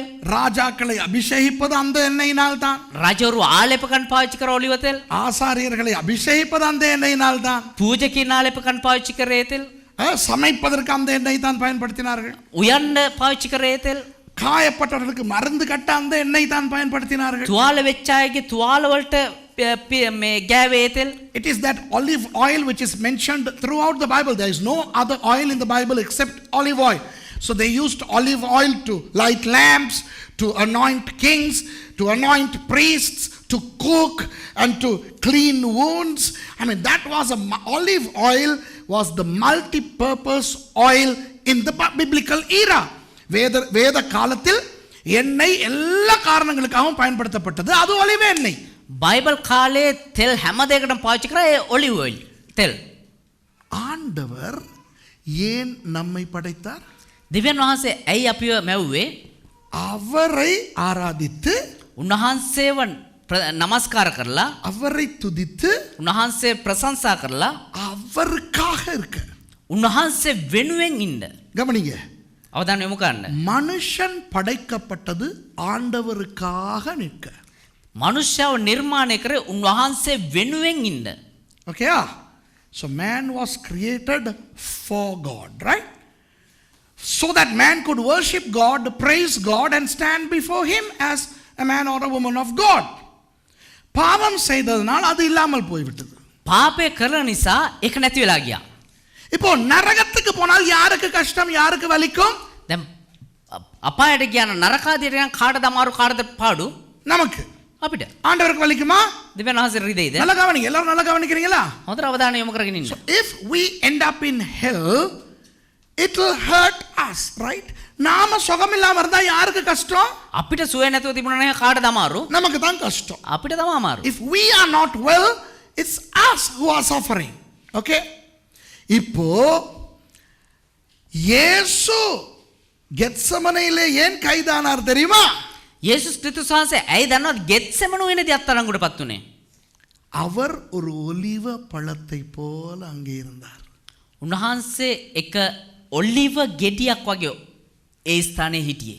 துக்கமும் வியாகுலமும் அவருக்குள்ளே வந்து அவரை நசுக்கி அவரை பிழிய ஆரம்பித்தது. දුකත් ව්‍යාකුලතාවයත් වේදනාවත් කියනක උන්වහන්සේව තලන්න පටන් ගත්තා, අඹරන්න පටන් ගත්තා. Do you know why Jesus chose Gethsemane to be arrested? Because sadness and anxiety began to crush him. Just like the olive is crushed, Jesus began to be crushed. ஒரு ஒலிவ பழம் அந்த இடத்திலே வைத்து எப்படி நசுக்கப்படுமோ அதே போல இயேசு நசுக்கப்பட ஆரம்பிக்கிறார். එක ඔලිව ගෙඩියක් ඒ ස්ථානට ගෙනල්ලා කොහොමද තලන්නේ? ඒ වගේ මේ ගෙත්සෙමනු වෙනදී උන්වහන්සේව තැලෙන්න පොඩියෙන්න පටන් ගත්ත වේදනාව. துக்கமும் வியாகுலமும். ඒ වේදනාවත් ඒ ව්‍යාකුලභාවයත්. என்ன துக்கம்? මොකද්ද වේදනාව? ஐயோ நான் படைத்தவன் வந்து என்னை ஏச போகிறான். අයියෝ මම නිර්මාණය කරපු කෙනා ඇවිල්ලා මට බයින්න යනවා. என்னை அடிக்க போகிறான். මට ගහන්න යනවා. என்னை துப்ப போகிறான். මට කෙල ගහන්න යනවා. என்னை சிலுவையில அறைய போகிறான். මම කුරුසේ ඇන ගහන්න යනවා. கவலை. වේදනාව. அம்மா அப்பா மாருக்கு பிள்ளைகள் வாய் அடிக்கும் போது எப்படி கவலை வருது? දෙමව්පියන්ට දරුවෝ කට ගහද්දි කොච්චර වේදනාවක්ද? அதை விட ஒரு பயங்கர கவலை. ඊට වඩා වැඩි වූ වේදනාවක්. அப்புறம் ஐயோ என்னை அவர்கள் அடிக்கும் போது வலிக்குமே. අයියෝ උන් මට ගහද්දි මට රිදෙයිනේ. அவர்கள் என்னை ஆணியால் அறையும் பொழுது எனக்கு வலிக்குமே. මට ඇන ගහද්දි උන් මට ඇන ගහද්දි මට රිදෙයිනේ. முள்முடி சூட்டும் பொழுது வலிக்குமே. ඒ කටු ඔටුන්න දාද්දි මට රිදෙයිනේ. இந்த துக்கமும் வியாகுலமும் அந்த ஒலிவ காயை கடலில் போட்டு எந்திரத்தில் அரைப்பது போல அவருக்குள்ளே அரைக்க ஆரம்பித்தது. අර ඔලිව ගෙඩියක් ගෙනල්ලා ඒ ස්ථානේ අර තලලා පොඩි කරලා අර විෂ ගන්නවා වගේ උන්වහන්සේ වේ ස්ථානේ දුකත් වේදනාවත් තුලින් තැලෙන්න පොඩි වෙන්න ගත්තා. அப்போ அவருடைய இருதயத்துக்கு ஒரு காரியம் நடந்தது. ඒ නිසා උන්වහන්සේගේ හෘදය වස්තුවේ එක කාරණාවක් සිද්ධ වුණා. அதை வைத்திய மொழியிலே சொல்வார்கள் ஹேமாட்டிட்ரோசிஸ் என்று. एक वैद्य में भाषा में कहना हेमाटिड्रोसिस කියලා. So Jesus began to be agonizing. Jesus went through that sadness of being humiliated by those who he created. And then he began to go through that agony, that pain of going to be experiencing the excruciating pain, and that feeling caused in him what is called hematidrosis, where the heart begins to pump an excessive quantum of blood into the veins, thereby cracking the walls of those blood veins. அப்போ அந்த ஹேமாட்ரைட்ரோசிஸ் என்பது அவருடைய இருதயத்துக்குள் வந்தவுடன், ඒ කියන්නේ හේමාටිඩ්‍රෝසිස් කියනවා ඒ රෝගයේ කාරණා උන්වහන්සේගේ හෘද වස්තුවේ බලපෑවට පස්සේ இருதயத்திலிருந்து அதிக அளவு ரத்தம் பீச்சப்படுகிறபடினால் ඒ හදවතේ තිබෙන රුධිරය එක පාටම கலாகன யான நிசா ගලාගෙන ගියපු නිසා அந்த நாளங்கள் நாடிகள் வெடித்து அவருடைய ரத்தம் உள்ளேயே வெளியே வர ஆரம்பித்தது. ඒ රුධිර නාලිකා ඒ රුධිර වාහිනී තුලින් ඒ රුධිර එක පාටම ඒවා බිඳිලා කැල්ල එළියට එන්න ගත්තා. මම ඒක ඔයා කියනවා. මම ඒක කිව්වේ නෑ. මම ඇතුලේ ඔක්කොම ලීක් වෙනවා. මම හදිස්සෙනවා. இது தான் தெரிஞ்சவன கொண்டாந்து மொழிபெயர்க்க போடக்கூடாதுங்கிறது. දන්නේ උන්ව ගෙනල්ලා දේශනා කරවන්න හොඳ නෑ. ඔයා ඒක අහගෙන ඉඳලා ඔයා ඊළඟ එක කියලාත් ඉවරයි. ඇතුලේ ඔක්කොම ගලාගෙන යනවා. ඇතුලේ තාම ඇතුලේ ඉන්නේ. එළියට ආවේ නෑ. ஓகே? உள்ள அந்த ரத்தம் வெளியே வந்து என்ன செய்யும்? ඒ කියන්නේ ඇතුලේ රුධිරේ මොනවද වෙන්නේ? உள்ள இருந்து அந்த ரத்தம் வந்து குடலுக்குள் போகும். ඒ ඇතුලේ රුධිරේ හැමම බඩවැල් වලට යනවා. அது அப்படியே ஈரலுக்குள் நுழையும். ඒක හැමම මේ මොකද කියන්නේ ඒකට? පීකුදු වලට යනවා. நுரையீரலுக்கு போகும். ඊට පස්සේ පෙනහැලි. පෙනහැල්ලට යනවා. அதோடு சிறுநீரகத்துக்கு போகும். වකුගඩු. වකුගඩු වලට ඊට පස්සේ ගලන් යනවා. You know, when hematidrosis happens at a very large level, you know, as in the case of Jesus, okay, it began to bleed internally and blood began to flow into other parts of his internal organs. Okay? கடைசியில் வியர்வை சுரப்பிகள் மூலமாக பெருந்துளிகளாய் வந்து வெளியே விழும். අවසානයේ මේ case දාඩිය ඒ සිදුරු තුලින් එළියට එනවා. Finally, through the sweat glands, the blood would come out. லூக்கா 22:44 சொல்லுகிறது இரத்தத்தின் பெருந்துளிகளாய் விழுந்தது என்று. ලූක් 22:44 වෙනි පදයේ කියනවා උන්වහන්සේගේ රුධිරය මහත් බින්දු ලෙස එළියට ආවා කියලා. முழு இயேசுவின் இரத்தத்துமே பாவத்துக்காக சிந்தப்பட்டது என்பது உண்மைதான். යේසුස් වහන්සේගේ මුළු රුධිරෙම පාපය උදෙසා ගලා හැලුව එක ඇත්ත තමයි. ஆனால் ஒரு அடியும் வாங்காமல் அவர் நசுக்கப்பட்டு நிறுக்கப்பட்டு ஹேமாட்டிட்ரோசிஸ் மூலமாக இரத்தத்தை சிந்தினார் அல்லவா? හැබැයි උන්වහන්සේ කිසිම පහරක් නොලබා ඒ හේමාටිඩ්‍රෝසිස් කියන ඔය රෝගය නිසා උන්වහන්සේ තැල්ල පොඩි වෙලා ඇතුලෙන් ඒ වෙන්නව දේ නිසා උන්වහන්සේ රුධිරය එළියට ආව නෙමෙයිද? அதுதான் எண்ணெயாகிய இரத்தம். ඒක තමා තෙල් නැමැති රුධිරය. So Jesus shed his blood without any external interference, okay, through hematidrosis. Why? So that by the crushing of his internalities, he shed blood like oil. The oil that anoints us to be kings and priests. அந்த இயேசுவின் இரத்தம் என்ற எண்ணெய் தான் எங்களை ராஜாக்களாக ஆசாரியர்களாக அபிஷேகித்தது. යේසුස් ක්‍රිස්තුස් වහන්සේ රුධිරය කියන ඔය තේල මේ තෙල තමා අපි රජවරුත් පූජකයොත් බවට පරිවර්තනය කළා තියෙන්නේ. அந்த கெத்செமனையிலே சிந்தின அந்த இரத்தம், ඒ ගෙත්සෙමනේ හැලුවා ඔය රුධිරය, அதுதான் எங்களை அபிஷேகித்த இரத்தம். ඒක තමා අපිව ආලේප කරා වූ රුධිරය.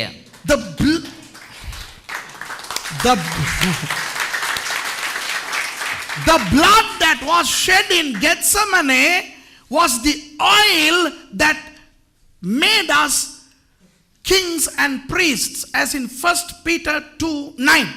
1 பேதுரு 2:9 சொல்லுகிறது. 1 பேதுருஸ் 1:19 කියනවා உங்களை ராஜரீக ஆசாரியர்கள் ஆக்கி இருக்கிறார். ඔබ රාජකීය පුද්ගලයන් වෙන්නවා කියලා. ராஜகீய பூஜකවරු බවට පත් කරා. You became a royal priesthood. Okay, இப்போ உங்களை ராஜாக்களாகவும் ஆசாரியர்களாகவும் ஏற்படுத்தினது யாருக்காக? දැන් ඔබ රජවරුත් පූජකවරුත් බවට පත් කරේ කවුරුද සද? ஆண்டவருக்கு முன் ராஜாக்களாகவும் ஆசாரியர்களாகவும் நிற்பதற்காக. දෙවියන් වහන්සේ ඉදිරියේ රජවරු ඉදිරියත් පූජකයෝ ඉදිරියත් හිටගන්න උදෙසා තමයි. Why were you made royal priests? So that you could stand before God as royalty and as priests. அப்போ யாருக்காக அந்த கெத்செமனே ரத்தம் சிந்தப்பட்டது? එතකොට කවුරු උදෙසාද ඒ ගෙත්සෙමනු වෙන රුධිරය හැලුවේ? ஆண்டவருக்காக. දෙවියන් වහන්සේ උදෙසා. ஆண்டவர் முன் நம்மை கொண்டு போய் ராஜாக்களாயும் ஆசாரியர்களாயும் நிறுத்துவதற்காக. දෙවියන් වහන්සේ ඉදිරියේ අපිව ගෙනහිලා රජවරුත් පූජකයොත් විදිහට හිටවීම උදෙසා. மற்ற 6 இடங்களில் ஏன் ரத்தம் சிந்தப்பட்டது? අනිත් අවස්ථා 6ෙදිම ඇයි රුධිරය හැලුවේ? நமக்கு சுகம் வர வேண்டும், நமக்கு ரட்சிப்பு வர வேண்டும், நமக்கு ஆசீர்வாதம் வர வேண்டும் என்பதற்காக. අපිට සුවය ලැබෙන්න ඕනේ, අපිට ගැලවීම ලැබෙන්න ඕනේ, අපිට ආශිර්වාද ලැබෙන්න ඕනේ කියනව කාරණාව නිසා. And the remaining 6 instances when Jesus bled was so that we can receive healing, we can receive redemption, we can be made righteous. அப்போ அந்த முதலாவது ரத்தம் சிந்துதல் யாருக்காக? එතකොට අර පළවෙනි රුධිරය හැලීම කවුරුද සිදු වුනේ? ஆண்டவருக்காக. දෙවියන් වහන්සේ උදෙසා. ஒன்று එක ஆண்டவர். දෙවියන් වහන්සේ. மற்ற 6 யாருக்காக? අනිත් 6ම කවුරු දෙසද? 6 6 மனிதனுக்காக. මනුෂ්‍යයා. பாருங்க இயேசுவின் இரத்தத்தில் எவ்வளவு மர்மங்கள் இருக்கின்றன. බලන්න යේසුස් ක්‍රිස්තුස් වහන්සේගේ රුධිරය තුල කොයිතරම් කාරණා සැඟවී තියෙනවද කියලා. So the first instant was on behalf of God. Number 1, God. The remaining 6 instances for man. Number 6, man. Wow, wow, wow. See how precious is his blood. அவருடைய ரத்தம் எவ்வளவு மகிமையானதுன்னு பார்த்தீங்களா? උන්වහන්සේගේ රුධිරය කොච්චර මහිමාන්විතද කියලා බලන්න. இயேசுவை சிலுவையில் அறையும் பொழுது යේසුස් ක්‍රිස්තුස් වහන්සේ කුරුසේ ඇන ගහද්දී காடியை அவருடைய உடம்பிலே பூசிக்கொண்டே இருப்பார்கள். කාඩිය කියනවා ඒ ද්‍රව්‍ය උන්වහන්සේගේ ශරීරයේ මේ ගෑවා. You know, when Jesus was flogged and beaten and when he was crucified, the Romans continuously applied that bitter gourd into his body, onto his body. Do you know why? To prevent blood from clotting. ஏன் தெரியுமா? அந்த காடியினுடைய செயல்பாடு என்ன தெரியுமா? ඒ දන්නවද ඒ කාඩිය කරන්න කාර්යය මොකක්ද දන්නවද? ரத்தம் கட்டாமல் செய்யும். ඒ රුධිරය කැට ගහන්නේ නැහැ. இப்போ அந்த குற்றவாளிகளுக்கு அவ்வப்போது காடியை குடிக்க கொடுப்பார்கள். දැන් ඒ වරදකරුවන්ට කාඩිය බොන්න දෙනවා. கசப்பா இருந்தாலும் அவர்கள் குடிப்பார்கள்.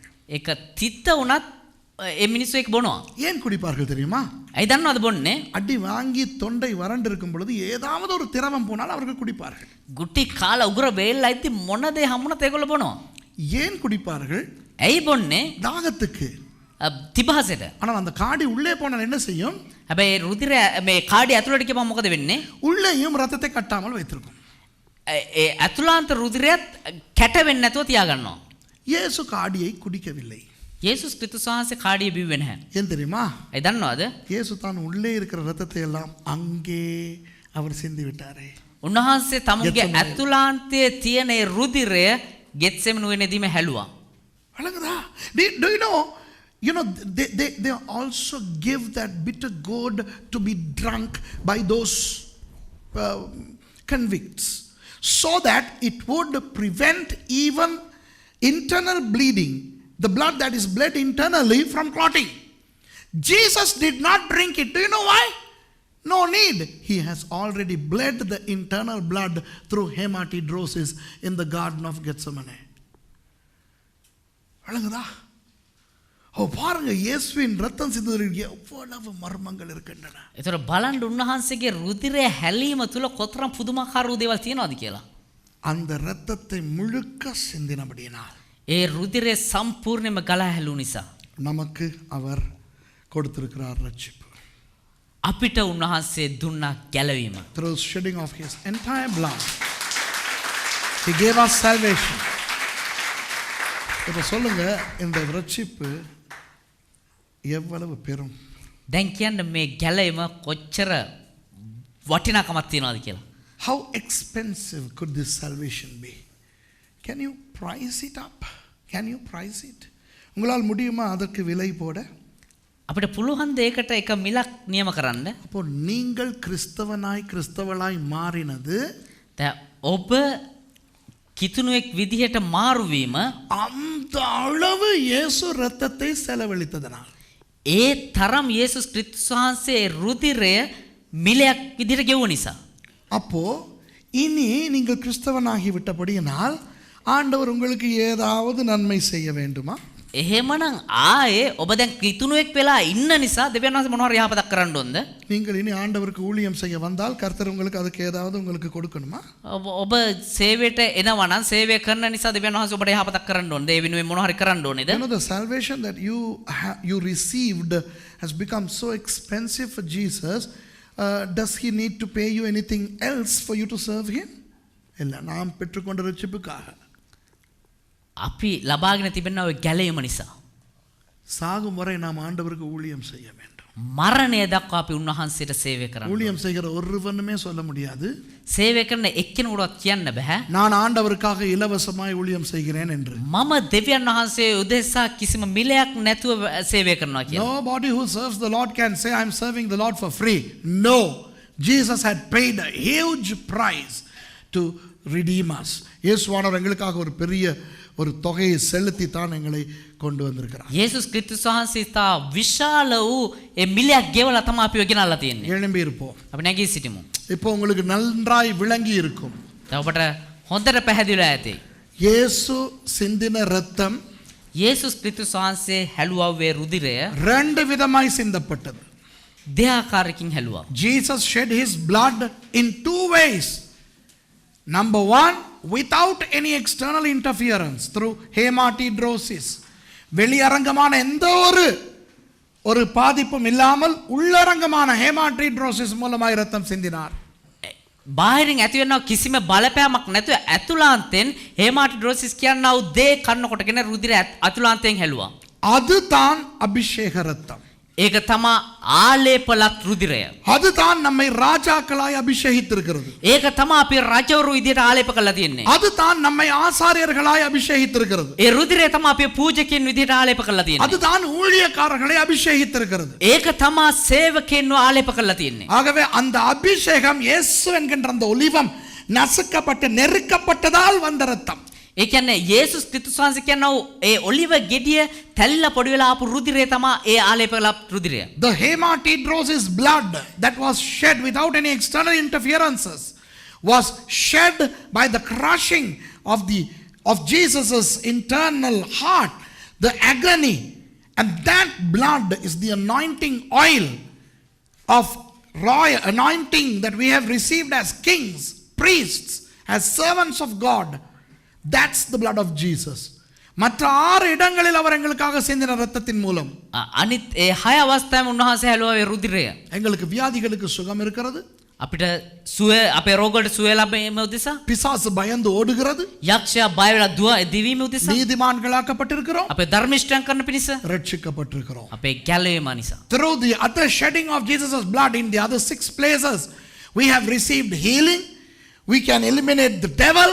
And we have been made righteous and we have received salvation. ஒரு கொஞ்ச நேரம் கண்களை மூடி ஆண்டவருக்கு நன்றி செலுத்துவோம். இப்படிப்பட்ட விலையேற பெற்ற இரத்தத்தை இயேசு சிந்தினபடியினால் கல்வாரியின் கருணை இதைக்கு மியூசிக்க போடுங்க. අපි දැස් වසාගෙන දෙවියන් වහන්සේට ස්තුති කරමු. මෙතරම් මිලාදිකු මෙතරම් වටිනා වූ ඒ රුධිරය ඔබ වහන්සේ අප වෙනුවෙන් හල්ලා අපිට දුන්නා වූ ගැලීම නිසා. මම දෙමළෙන් මේ ගායනා කරන්න යන ගීතිකාව කියන්නේ ඒ කල්වාරි කුරුසියේ යේසුස් වහන්සේගේ මහත් ප්‍රේමය ඒ රුධිර සැලීමෙන් උන්වහන්සේ අපට ලබා දීලා තියෙනවා කියලා. ඔයාලට තේරෙන්නේ නැතුව ඇති සියලුම දෙනා ඇස් වසාගෙන යේසුස් වහන්සේට ස්තුති කරන්න මං වෙනුවෙන් මේ ආකාරව ඔබ වහන්සේ රුධිරය සලපු නිසා. I'm going to sing a song which talks about this whole thing that I was preaching. So just close your eyes and start appreciating and thanking the Lord for what he has done. நான் இந்த பாடலை பாடும் பொழுது நீங்கள் கண்களை மூடி ஆண்டவருக்கு நன்றி செலுத்துங்கள். நீங்கள் யாரும் பாட வேண்டாம், நன்றி செலுத்துங்கள். ஆண்டவர் எவ்வளவு அருமையான ஒரு ஆசீர்வாதத்தை தந்திருக்கிறார் என்று ஈல தாங்க எனக்கு. அதில் வாய்களை தந்து நீங்க நன்றி செலுத்துங்க. நான் இந்த பாட்டை பாடுறேன்.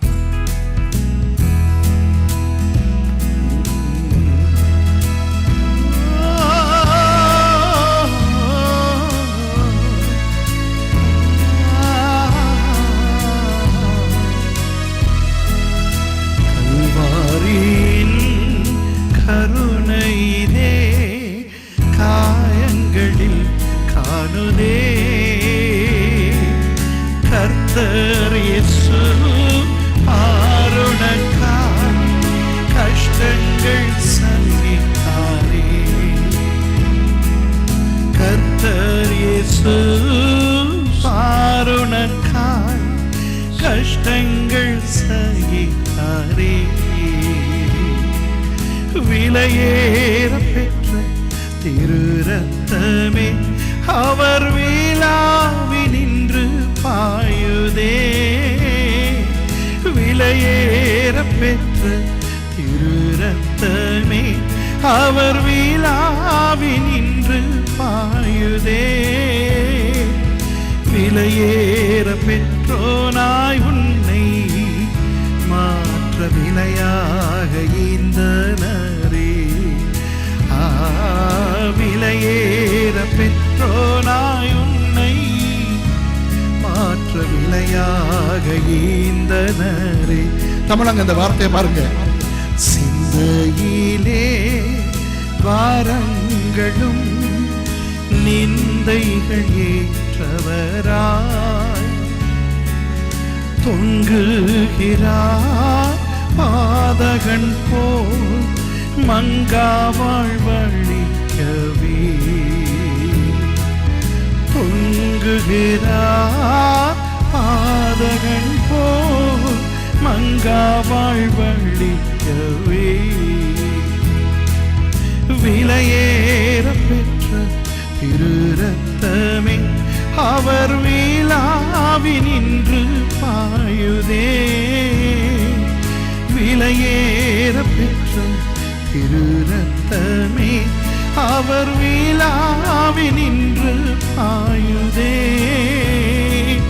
விலையேற பெற்றோனாய் உன்னை மாற்ற விலையாக ஈந்தனர்.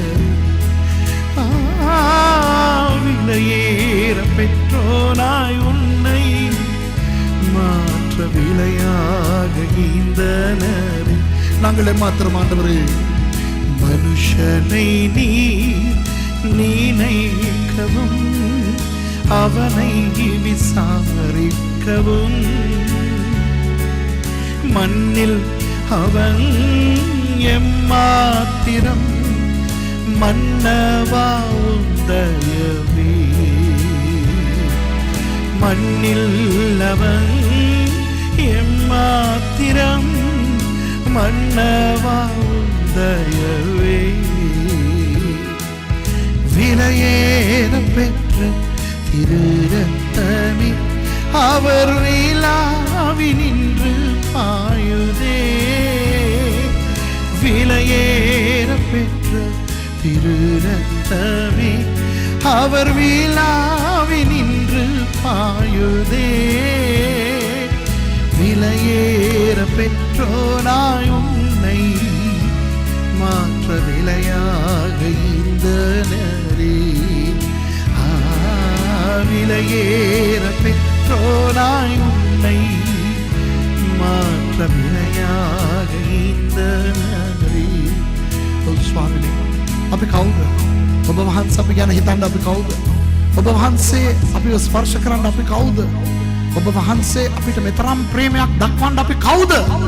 நாங்கள் யார் ஆண்டவரே? நாங்கள் யார்? எங்களுக்காக இவ்வளவு நீங்கள் கஷ்டப்பட, இவ்வளவு நீங்கள் எங்களுக்காக துன்பப்பட நாங்கள் யார்?